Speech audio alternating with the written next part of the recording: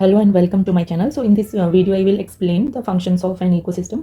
Basically कि और ecosystem किस तरह से organize होता है और उसमें nutrients और energy का flow किस तरह से होता है. तो देखते हैं one by one. सबसे पहले देखते हैं कि ये जो ecosystem के functions basically कैसे होते हैं. broad होते हैं, vast होते हैं and completely dynamic.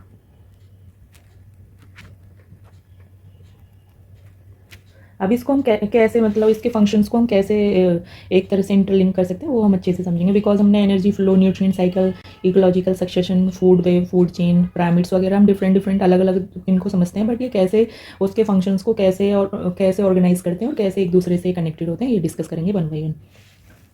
बेसिकली इसके लिए हम तीन इंपॉर्टेंट ये इसके लिए जो एनर्जी ट्रांसफ़र और न्यूट्रिएंट ट्रांसफ़र के लिए क्या क्या होते हैं बेसिकली इकोसिस्टम में. First one is energy flow, second one is nutrient cycling. Means ये कौन सी साइकिल्स होती हैं लाइक बायोजियोकेमिकल साइकिल और वो हम नेक्स्ट वीडियो में डिस्कस करेंगे. Nitrogen cycle, carbon cycle, sulphur cycle, phosphorus cycle, ये डिफरेंट साइकिल है और ये न्यूट्रिएंट्स की साइक्लिंग करते हैं. Then last one is ecological succession और इकोसिस्टम डेवलपमेंट.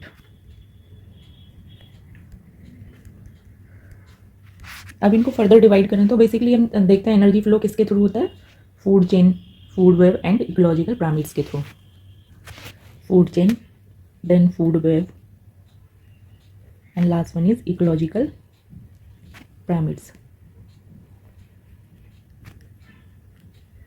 बेसिकली इसमें क्या होगा कि एनर्जी के लिए अब सबसे पहले हम डिफ्रेंशिएट करेंगे एनर्जी एंड न्यूट्रिएंट को. मीन्स एनर्जी क्या होती है कि लीनियर वे में ये एक तरह से मूव करती है. मीन्स एक प्लेस से दूसरे प्लेस में एक लीनियर वे में जाएगी. मीन्स साइक्लिक वे नहीं होता है. बट न्यूट्रिएंट्स में क्या होता है साइक्लिक वे. और ये हमको अभी अच्छे से समझेंगे जब अभी डिटेल में हम पढ़ेंगे बेसिकली कि एनर्जी का फ्लो कैसे होता है और न्यूट्रिएंट्स का फ्लो कैसे होता है. तो देखते हैं सबसे पहले energy flow. Then nutrient cycle अभी हमने डिस्कस किया था लाइक बायोजियो केमिकल साइकिल. वो एक ये वीडियो काफ़ी मीन्स लंबा हो जाएगा तो इसको हम फर्दर किसी अदर वीडियो में डिस्कस करेंगे. ये अराउंड 3 और 4 साइकिल जो ज़्यादा इंपॉर्टेंट है हम डिस्कस करेंगे. Then last one is ecological succession. इस तो आज के वीडियो में बेसिकली हम डिस्कस करेंगे कौन कौन से फंक्शन डिस्कस करेंगे इकोसिस्टम के. Energy flow and energy flow के सब part, food chain and food web. Ecological pyramid हम देखते हैं अगर इसमें कवर हो पाएगा ठीक है, अदरवाइज नेक्स्ट वीडियो में मैं डिस्कस करूँगी. देन ये इस वीडियो में सिर्फ आज हम पढ़ेंगे energy flow, food chain, food web and इसके अंडरस्टैंडिंग के लिए हमें ट्रॉफिक लेवल्स का भी पता होना चाहिए. उसके क्लियरिटी के लिए भी हम पढ़ेंगे. सो सबसे पहले स्टार्ट करते हैं एनर्जी फ्लो से. होप ये आपको क्लियर हुआ होगा तीनों के. बेसिकली ये 3 फंक्शंस हैं हमको पढ़ना है. एक एनर्जी का फ्लो, न्यूट्रिएंट्स का और सक्सेशन की इकोसिस्टम का डेवलपमेंट कैसे होता है. तो सबसे पहले अगर बात एनर्जी की करें तो एनर्जी बेसिकली जो बेसिक फोर्स है किसके लिए रिस्पॉन्सिबल है. जितनी भी मेटाबॉलिक एक्टिविटीज़ हैं इस अर्थ पर उसके लिए रिस्पॉन्सिबल है एनर्जी. बेसिकली बिकॉज सबसे पहले सपोज करिए जैसे हमारी बॉडी के लिए सबसे इसेंशियल थिंग सबसे पहले तो फूड ही होता है, उसी से एनर्जी आती है. तो उसी इस तरह से इकोसिस्टम की ग्रोथ को मेंटेन करने के लिए जो प्राइमरी और बेसिक फोर्स क्या है एनर्जी. तो सब अब ये एनर्जी हमको पता है बिकॉज जो रेडिएंट एनर्जी होती है वो हमें कहाँ से मिलती है, सन से. देन इसका एनर्जी फ्लो का एक देखा कि बेसिक फोर्स है मेटाबॉलिक एक्टिविटीज़ के लिए. अगर सेकेंड वन क्या होगा कि एनर्जी का जो फ्लो होगा वो कैसा होगा कि इसमें ये किस तरह से फ्लो करेगी, ये प्रोड्यूसर से टॉप कंज्यूमर की तरफ फ्लो करेगी बेसिकली. तो इसकी फ्लो को ही हम क्या कहते हैं energy flow. Means the flow of energy from producer to top consumer is called energy flow and which is unidirectional. और ये फ्लो कैसा होगा, यूनिडायरेक्शनल. तो एक बार रिवाइज करते हैं. बेसिकली एनर्जी क्या है, बेसिक फोर्स है ऑल मेटाबॉलिक एक्टिविटीज़ के लिए. और flow from producer to top consumer उसी को क्या कहते हैं एनर्जी फ्लो. और ये फ्लो कैसा होता है, यूनिडायरेक्शनल. यूनिडायरेक्शनल मीन्स सिर्फ एक ही डायरेक्शन में, सिंगल डायरेक्शन. इसको हम विजुअल से और ज़्यादा क्लियर करेंगे. सो इसके लिए सबसे पहले हम एक पिक्चर देखेंगे. सबसे पहले कि ये जो सोर्स है, बेसिक सोर्स है किसी भी इकोसिस्टम का एनर्जी, वो आती कहाँ से. ये ओनली रिसोर्स इसका क्या है, सन. देन प्रोड्यूसर्स कौन होते हैं, प्लांट. मीन्स जो अपना प्रोडक्शन फूड का खुद से करते हैं, सेल्फ करते हैं, उनको प्रोड्यूसर्स कहते हैं. और जो अपने फूड के लिए किसी पे डिपेंड होते हैं उन्हें कंज्यूमर्स बोलते हैं. इनको बेसिकली अगर इकोलॉजिकल लैंग्वेज में बोलें तो इन ऑटोट्रॉफ बोलते हैं. और इसके बाद जितने भी ये कंज्यूमर हैं इनको क्या बोलेंगे, हेट्रोट्रॉफ. मीन्स जो अपने फूड के लिए किसी और पे डिपेंड होते हैं उनको क्या बोलते हैं, हेट्रोट्रॉफ्स. तो अभी हमने देखी थी कि एनर्जी का बेसिक सोर्स है इकोसिस्टम का. और इसके बाद इससे कौन फूड बनाता है, प्लांट्स. देन इसके बाद कंज्यूमर्स जो लाइक बर्ड्स, इंसेक्ट्स इस पर डिपेंड होते हैं. देन इस ये प्राइमरी कंज्यूमर्स हैं, ये सेकेंडरी कंज्यूमर है, मीन्स ये सेकेंड ट्रॉफिक लेवल पे हैं, और ये टर्शियरी कंज्यूमर है। इसके बाद भी फर्दर हो सकते हैं। बेसिकली ये लेवल ज़्यादा नहीं होते, बिकॉज इसमें क्या है कि एनर्जी लेस होती चली जाती है। एक सबसे ज़्यादा एनर्जी यहाँ पर होगी इस लेवल पे, देन डिक्रीज होती चली जाएगी। अब हमने देखा कि बेसिकली कि इसमें एनर्जी का ट्रांसफर हो रहा है, तो एनर्जी का ट्रांसफर कहाँ से हो रहा है? सन से हॉक में, मीन्स बाज में। तो ये कैसा फ्लो हो गया? यूनी डायरेक्शनल, मीन्स एक लीनियर एक इसका स्ट्रक्चर है, मीन्स ये कोई साइक्लिक फॉर्म में नहीं हो रहा है। तो इस तरह से हमने देखा कि एनर्जी का फ्लो कैसा होता है? Unidirectional. इसके बाद न्यूट्रिएंट्स में क्या होगा कि सर्कुलर होता है, वो हम देखेंगे जब उसको डिस्कस कर देंगे, नेक्स्ट वीडियो में फर्दर डिस्कस करेंगे। एंड इसके बाद इसको एक और फिगर से देखते हैं। अगर एनर्जी फ्लो का पूरा डायग्राम देखते हैं तो उसमें क्या होगा? सबसे पहले सनलाइट कहाँ थी? सन में, देन प्रोड्यूसर ने कंज्यूम किया, देन हर्बीवोर आए, प्राइमरी कंज्यूमर जो होते हैं जो सिर्फ वेज फूड मटेरियल्स खाते हैं। देन हर्बीवोर को किसने ईट कर लिया? कार्निवोर ने। देन इसके बाद टॉप कार्निवोर्स होते हैं। होप ये आपको क्लियर हुआ होगा। बेसिकली अगर सिंपल लैंग्वेज में देखें तो एनर्जी का जो ट्रांसफर प्रोड्यूसर से कंज्यूमर में हो रहा है उसी को क्या कहते हैं? Energy flow. अब इसकी अंडरस्टैंडिंग के लिए ट्रॉफिक लेवल को समझना काफ़ी ज़रूरी है। बेसिकली ट्रॉफिक लेवल्स क्या होते हैं? ये एक तरह से लेवल ऑफ ये एक तरह से इंटरेक्शन होता है। इंटरेक्शन अभी हमने देखा था कि प्लांट से बर्ड्स का क्या मीन्स है, और इस लेवल से इस लेवल का क्या मीन है, क्या कनेक्शन है, और इस लेवल से इस लेवल का क्या कनेक्शन है। तो सबसे पहले हम देखते हैं कि बिकॉज अगर जब तक हम ट्रॉफिक लेवल हमको समझ नहीं आएगा तो तब तक हम एनर्जी फ्लो को उतने अच्छे से अंडरस्टैंड नहीं कर पाएंगे। तो बेसिकली इको ट्रॉफिक लेवल क्या होता है? Interactions in an ecosystem. फिर वो किसका आइडिया देते हैं? एनर्जी फ्लो का। तो डिस्कस करते हैं ट्रॉफिक लेवल। अगर सबसे पहले ट्रॉफिक का मीन्स देखें ट्रॉफिक लेवल्स में, तो ट्रॉफिक का मीन्स बेसिकली नरिशमेंट होता है। क्या होता है? नरिशमेंट। तो ट्रॉफिक लेवल में बेसिकली हम क्या करते हैं? Trophic level interactions deal with how the member of an ecosystem are connected based on nutritional need. Means वो अपनी न्यूट्रिशनल नीड्स के लिए वो कैसे एक दूसरे पे डिपेंड करते हैं, ये हम सारा ट्रॉफिक लेवल में डिस्कस करते हैं। लाइक कोई हर्बीवोर होता है, सपोज करिए कि कोई प्लांट है, ये कोई प्लांट है, उस मीन्स सबसे पहले प्लांट पे कौन डिपेंड होते हैं? हर्बीवोर। हर्बीवोर का मीन क्या होता है? जो सिर्फ प्लांट वगैरह ईट करते हैं, मीन्स नॉन वेज वो ईट नहीं करते। तो हर्बीवोर किस पे डिपेंड होता है? प्लांट्स पे। देन हर्बीवोर पे कौन डिपेंड होगा? कार्निवोर। और कार्निवोर्स बेसिकली इसमें क्या होगा कि ये प्राइमरी, सेकेंडरी, टर्शियरी 3 लेवल के होते हैं। मीन्स क्या होगा कि अगर सपोज करिए या फर्दर हम फूड चेन पढ़ेंगे तो और ज़्यादा अच्छे से समझ आएगा। प्लांट ने अपना फूड डेवलप किया, देन इसके बाद इस पर कोई जैसे सपोज करिए डियर हो गया, रैबिट हो गया, वो डिपेंड होगा कार्निवोर में, जो उसको भी खा जाए, वोल्फ जैसे भेड़िया, इस तरह से। देन उसके बाद टाइगर हो सकता है। देन ओमनीवोर, तो टाइगर यहाँ पे सेकेंडरी कंज्यूमर में आ जाएगा। ओमनीवोर में जो veg non veg means like any man हो गया या ह्यूमंस हो गए, तो वो इसमें काउंट होंगे। तो इस तरह से ट्रॉफिक लेवल क्या डिसाइड करते हैं कि मेंबर्स की वो अपनी न्यूट्रिशनल नीड की वजह से किस लेवल पे बिलोंग करते हैं। लाइक अगर इस पिक्चर में देखें तो सबसे पहले हमने देखा प्राइमरी प्रोड्यूसर्स होते हैं, मीन्स प्लांट। देन कंज्यूमर्स होते हैं, सेकेंडरी कंज्यूमर्स होते हैं, थर्ड लेवल के कंज्यूमर होते हैं, एंड एपेक्स प्रेडेशन मीन्स ये टॉप लेवल के होते हैं। बट साथ में इसमें क्या होगा? हर लेवल पे इनके साथ डीकम्पोजर्स प्रेजेंट होते हैं। बिकॉज डीकम्पोजर्स का वर्क क्या होता है कि जो किसी भी लेवल का जो भी लिविंग ऑर्गेनिज्म रहेगा उसके बॉडी को ही डिकम्पोज करते हैं डेथ होने के बाद। उसके बाद ये क्या करेंगे? ये क्या करते हैं? रिसाइकल्ड न्यूट्रिएंट्स में कन्वर्ट करते हैं। अब यहाँ पे हमको फ्लो एंड साइक्लिंग कैसे डिफरेंट होती है ये सब समझेंगे। सबसे पहले यहाँ पे देखा है कि इसके साथ ही हम एक कॉन्सेप्ट और डिस्कस करेंगे, लॉ ऑफ 10% लॉ। मीन्स एक साइंटिस्ट हुए लिंडमैन, उन्होंने 1942 में एक लॉ दिया था। उन्होंने एक 10% का रूल दिया था। उसमें क्या बोला था कि only 10% of energy in a food chain out of the total energy is transfer from one tropic level to another. Means आपको इस पिक्चर में देखें इसके अकॉर्डिंग कि प्राइमरी प्रोड्यूसर्स पे अगर 100% एनर्जी है, देन इसके बाद क्या है? यहाँ पे 10% है। मीन्स नेक्स्ट लेवल पे कितना परसेंट जा रही है? सिर्फ 10%। देन 10 का कितना? ओनली 1% सेकेंडरी कंज्यूमर पे जा रहा है। मीन्स कोई भी लेवल पे जाएगी, नेक्स्ट लेवल पे वो ओनली 10% जाएगी, और थर्ड लेवल पे 0.1%। देन एपेक्स पे जाके वो 0.01% ही रह जाएगी। तो इसमें एक हमें दो कॉन्सेप्ट इसमें बेसिकली समझ रहे हैं कि किसी भी इकोसिस्टम में ज़्यादा ट्रॉफिक लेवल्स नहीं होते, बिकॉज फिर उसकी क्या रहेगी? वो उतने अच्छे से उस लेवल के ऑर्गेनिज्म सर्वाइव नहीं कर पाएंगे, बिकॉज एनर्जी क्या था? बेसिक सोर्स है मेटाबॉलिज्म का। तो फिर उसके बाद क्या होगा कि उतना एफिशिएंट नहीं हो पाएगा हमारा इकोसिस्टम। तो सबसे ज़्यादा अगर हमको 4 to 5 ट्रॉफिक लेवल हमको जनरली देखने को मिलेंगे किसी भी इकोसिस्टम में। तो और हर लेवल पे क्या प्रेजेंट होते हैं? डीकम्पोजर्स। मीन्स कोई से लेवल के ऑर्गेनिज्म की भी डेथ हो सकती है, और इसके बाद ये क्या करते हैं? डीकम्पोज कर देते हैं, और इसके बाद उसके न्यूट्रिएंट्स फ्री होकर फिर प्राइमरी प्रोड्यूसर्स मीन्स प्लांट को ग्रो कराने के लिए उसके लिए न्यूट्रिएंट्स की ज़रूरत होती है। तो इस तरह से हमने देखा कि एनर्जी क्या है? यूनिडायरेक्शनल वे में फ्लो कर रही है, और न्यूट्रिएंट्स क्या है साइक्लिक वे में, मींस कोई भी अगर सपोज करिए ये जो टॉप कंज्यूमर है वो डिस्ट्रॉय होता है, उसको डीकम्पोजर्स देन डिस्ट्रॉय कर देते हैं, अगेन वो इस साइकिल में एंटर कर रहा है। तो इस तरह से होप आपको ये समझ आया होगा कि न्यूट्रिएंट्स की साइकिल होती है और एनर्जी का फ्लो होता है। बिकॉज ये स्टेटमेंट में कोई भी एग्जाम आपसे पूछ सकता है कि एनर्जी का मीन्स एनर्जी की साइकिलिंग होती है और यस और नो, या न्यूट्रिएंट्स का फ्लो होता है या साइकिलिंग होती है। तो इसके लिए आपको एक कॉन्सेप्ट क्लियर होना बहुत ज़रूरी है। होप ये आपको समझ आया होगा। इसके बाद हम डिस्कस करेंगे बेसिकली।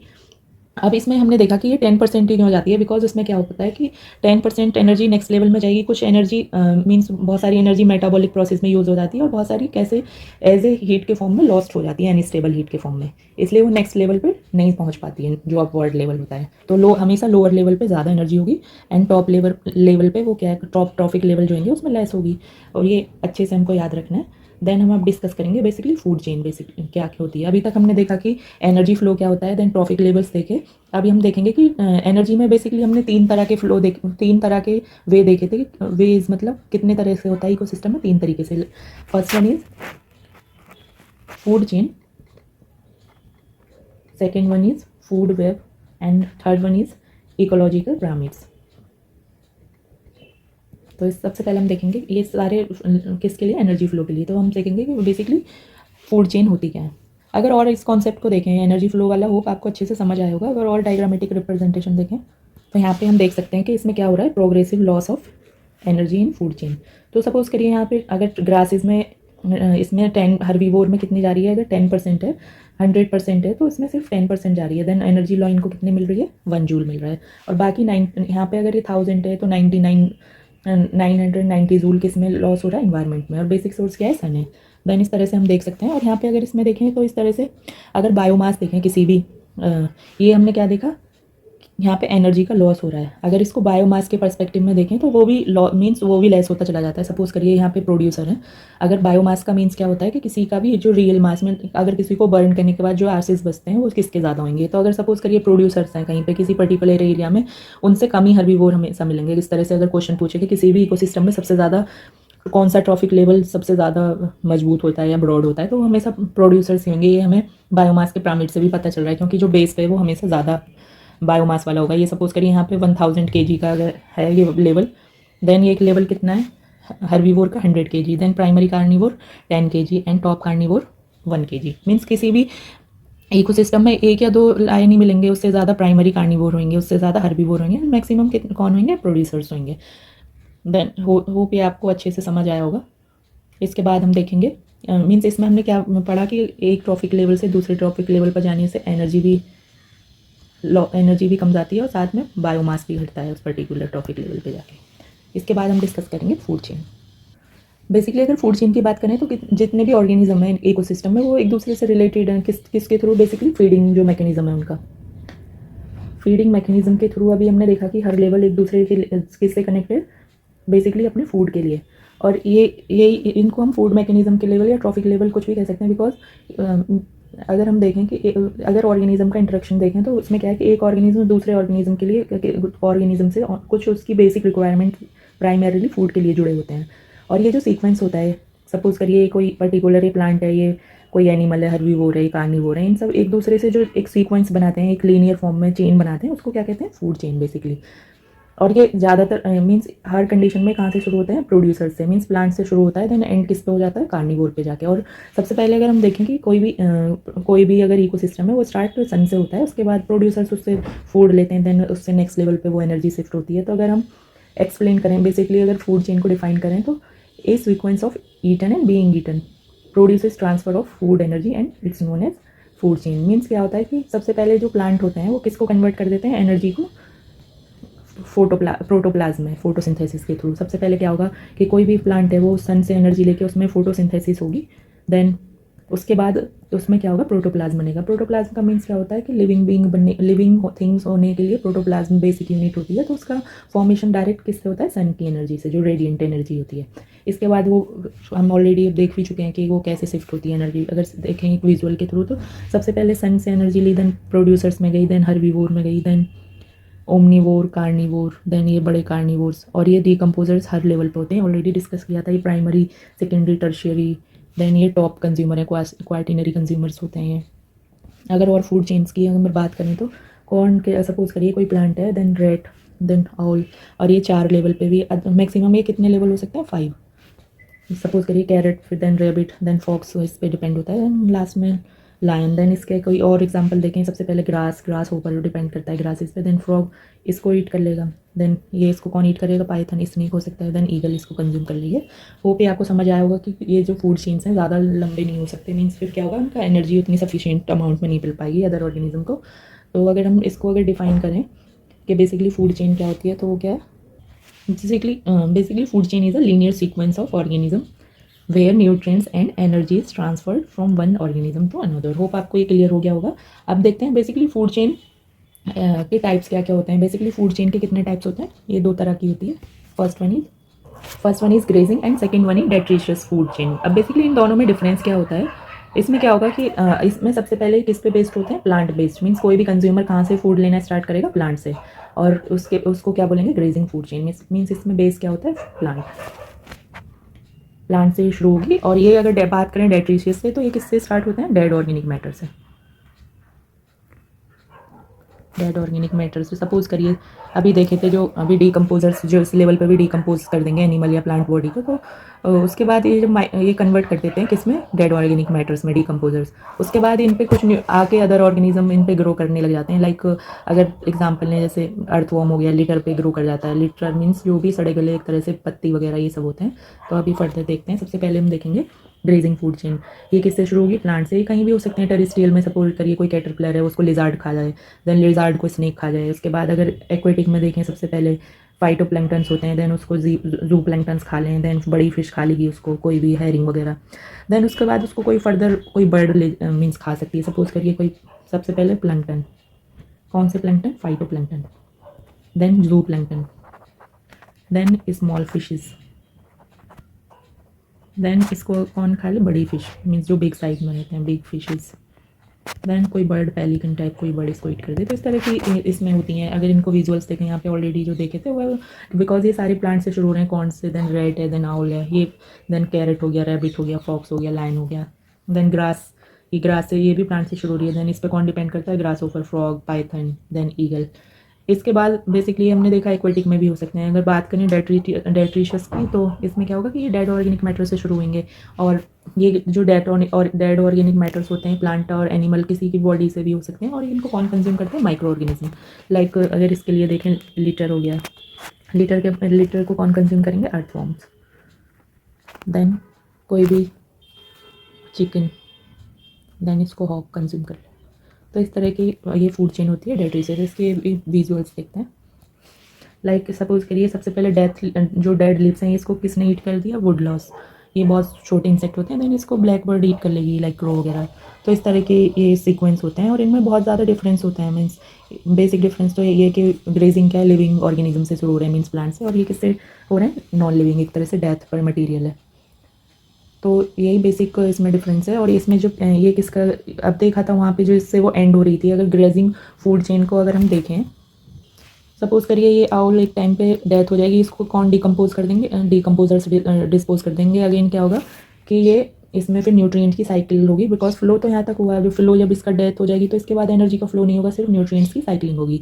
इसके बाद जब इसमें डिकम्पोजर्स लाइक बैक्टीरिया, फंजाई इसको डिकम्पोज कर देंगे, तो फिर ये किसके लिए न्यूट्रिएंट का काम करेगा, अगेन किसी प्लांट के लिए, किसी इकोसिस्टम में। इस तरह से ये लिंक होते हैं एक दूसरे से।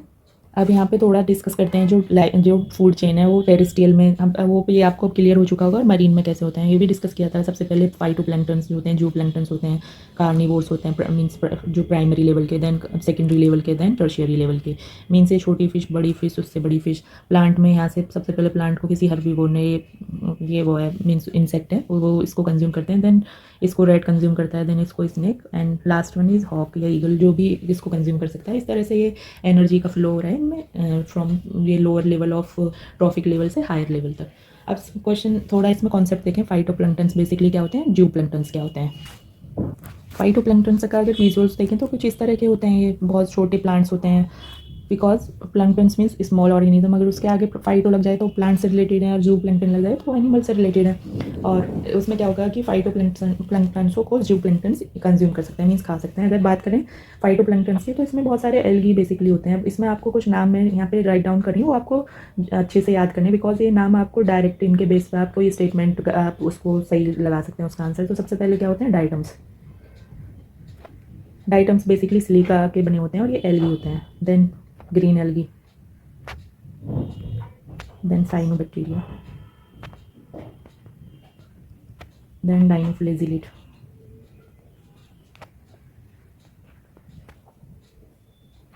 होप ये आपको यहाँ तक अच्छे से समझ आया होगा। मीन्स अगर आपसे कोई फाइटोप्लैंक्टन्स में पूछें तो क्या क्या हो सकता है, diatoms, green algae, cyanobacteria and डाइनोफ्लैजिलेट।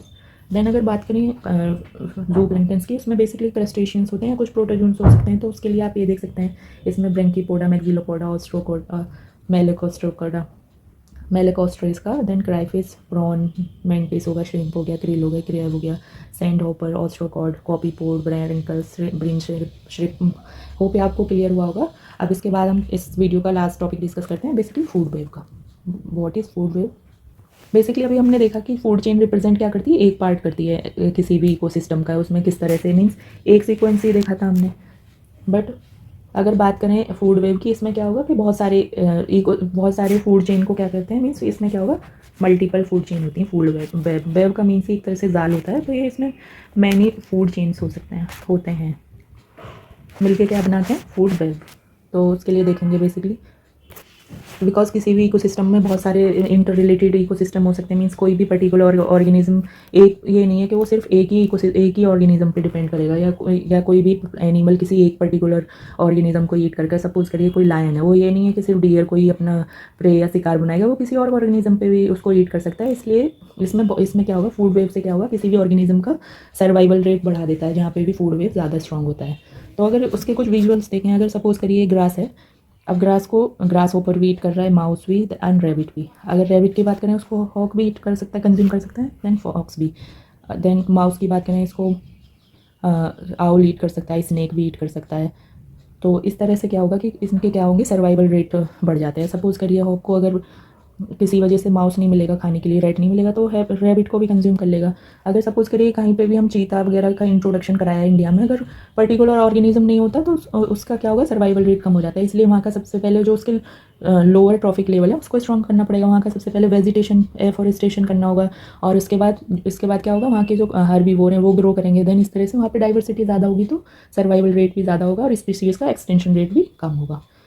इसके बाद इसमें क्या होगा कि अगर कोई भी इंटरमीडिएट अगर एक्सटिंक्ट हो जाता है या रिमूव हो जाता है किसी भी इकोसिस्टम से, तो जो अदर स्पीशीज़ का सर्वाइवल रेट या उसके एक्सटेंशन के चार्ज बढ़ जाते हैं। तो इस तरह से हमने डिस्कस किए। होप आपको ये पूरा टॉपिक समझ आया होगा कि बेसिकली एनर्जी फ्लो क्या होता है, कि एनर्जी का लोअर ट्रॉफिक लेवल से अपर ट्रॉफिक लेवल में जाना। और ट्रॉफिक लेवल्स क्या होते हैं, बेसिकली न्यूट्रिशनल नीड के बेस पे जो कनेक्शंस होते हैं, इंटरलिंकेज होती हैं एक दूसरे से इन्वायरमेंट में। फूड चेन का मीन्स क्या होता है कि एक ऑर्गेनिज्म दूसरे को कैसे ईट करके सर्वाइवल कर रहा है अपना, और कैसे वो चेन बन रही है। And food web already discuss कर चुके हैं कि बहुत सारी फूड चेन मिलके फूड वेव बनाते हैं। अब इसके साथ ही देखते हैं कि एग्जाम में आपसे कैसे क्वेश्चन आ सकते हैं। अगर बात करें कि अभी ये आइडियल सिचुएशन जो फूड वेव वो फूड चेन होती है, अब हमने फूड चेन में देखा कि पहले इसमें कि इसको पर्टिकुलर ऑर्गेनिज्म ही खा रहा है, इस तरह से एक एक लीनियर देखे थे, बट वैसा नहीं होता, किसी को कोई भी खा सकता है। तो ज़्यादा रियल सिचुएशन फूड वेव होती है, ना कि फूड चेन। होप ये आपको पूरा टॉपिक क्लियर हुआ होगा। देखते हैं कि यूपीएससी में किस तरह के क्वेश्चन आए अभी तक। सबसे पहले देखेंगे 2013 का क्वेश्चन है, with reference to food chain in ecosystem consider the following statement. Means food chain के लिए कौन से स्टेटमेंट करेक्ट है, ये देखना है हमको। तो सबसे पहले स्टेटमेंट था the food chain illustrate the order in which a chain of organism feed upon each other. ये हमने पढ़ा था कि फूड चेन क्या डिस्कस कर रहा है, कि कौन सा ऑर्गेनिज्म कैसे डिपेंड करता है दूसरे ऑर्गेनिज्म पे। देन सेकंड स्टेटमेंट है food chain are found within the population of a species. ये तो नहीं पढ़ा था कि हमने कि within a one population मिलेगी, बिकॉज ऐसे नहीं हो सकता कि ये एक ही पॉपुलेशन का, मीन सेम स्पीशीज़ के हमने फ्रॉग की पढ़ी हो या प्लांट की पढ़ी हो, बट ऐसे सर्वाइव ही नहीं कर पाएंगे ऑर्गेनिज्म। तो ये स्टेटमेंट गलत।